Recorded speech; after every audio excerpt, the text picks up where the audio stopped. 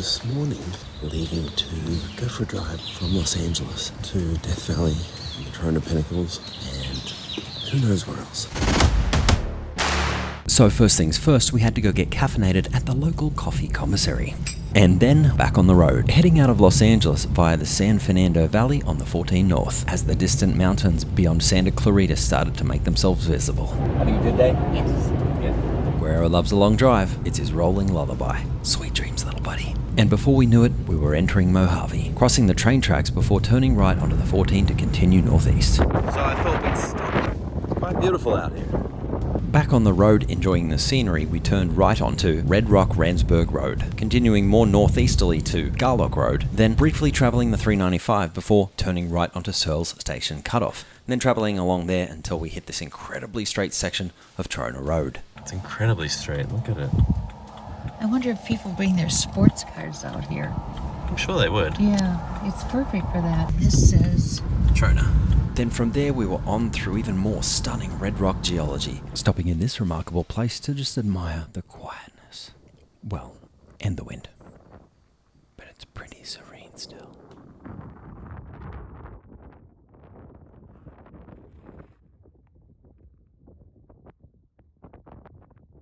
Then back on the road again. We were getting closer and closer before we arrived finally at the turnoff for Trona Pinnacles. From the road, it's about a 5-mile drive on these bumpy desert dust roads with a single railway crossing. I'm gonna hit it hard.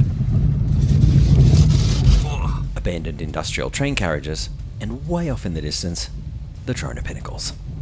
If you don't have an SUV, like this guy does, then you'll move a lot slower than this guy does, like we did in the tiny BMW. Also, how great is this shot for a size reference? The desert winds on the day we came were heavy enough to blow a Janine into a BMW. If you'd like to know more about the Pinnacles and how they were formed, here's some info. Once we arrived, it kind of hit both of us how amazing these formations actually are.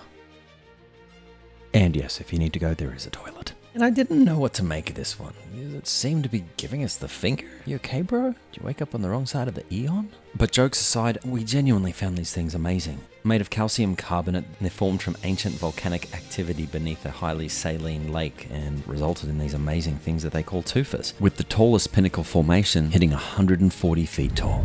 The landscapes created by these megalithic mini giants was so intriguing that I had to go and just touch one, see what it felt like. When I finally got up to one of them, the first thing I noticed is how high up I actually was. You really don't get a scope for how big these things are until you climb up one. And Janine sadly had to stay down below. She wasn't up to the challenge, but she said to me, let me know everything about it. So I was collecting reconnaissance really. And when we got back in the car, I told her all about the textures and everything else I'd seen. You can see them here on the camera. Really amazing stuff. And I also learned in researching this video that these tufas are the exact same formation style that you'd see at Mono Lake. So you can kind of get an idea of how they're formed when you look at Mono Lake, except these ones, just a lot older.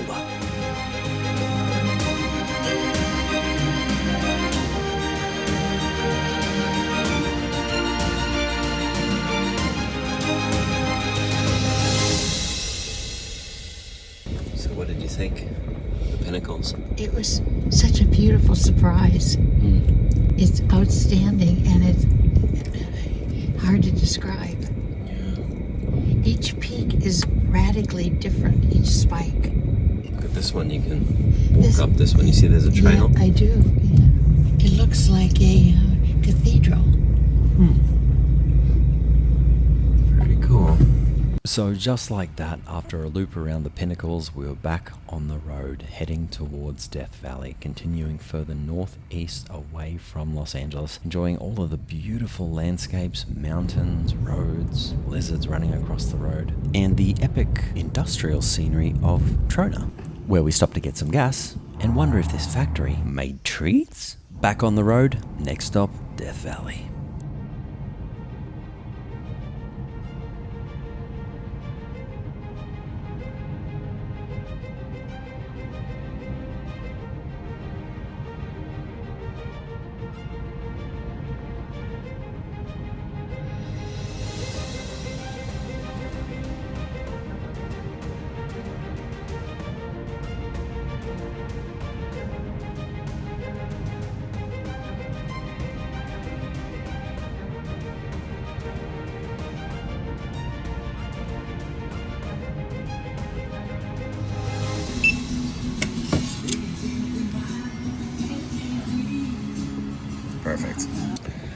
So the literal last thing that you want to get when you're driving into Death Valley is a notification that you've just reached the minimum amount of oil in this old BMW of Janine's. So,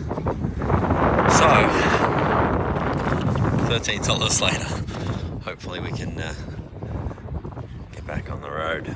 We've got to wait for the engine to cool down so we don't damage it, so I'm having a nap. What are you going to do? Think, nap, Meditate? meditate, talk to my dog. Okay. Alright. Wake me up in 35 minutes. Okay. He seems to like just looking out the window and letting the breeze go through his fur. We decided that we're going to call it a day after we see the sand dunes here.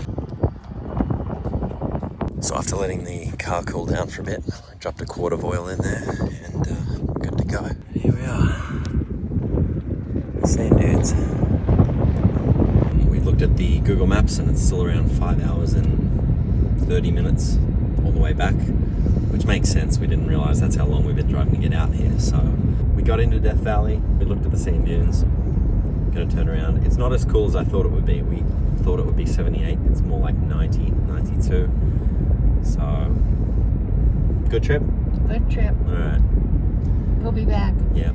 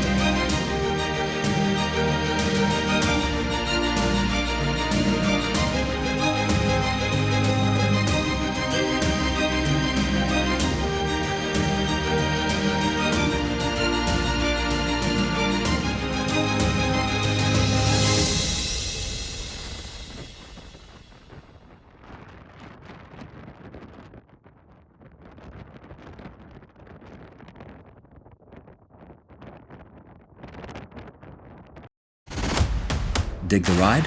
Like, comment, and subscribe. This episode brought to you by The House, independent Mini Cooper and BMW repair. Check them out at thehouseauto.com.